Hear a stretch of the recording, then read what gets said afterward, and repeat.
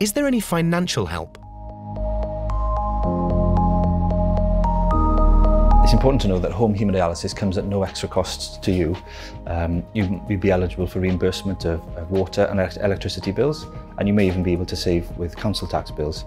Yeah, so we're really lucky to have several major kidney charities here in Wales and across the UK that are really supportive.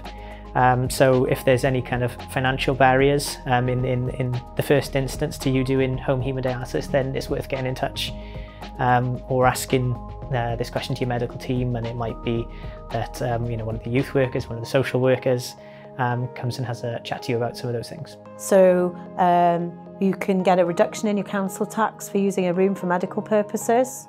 You can get yourself capped for your water rates using WaterSure.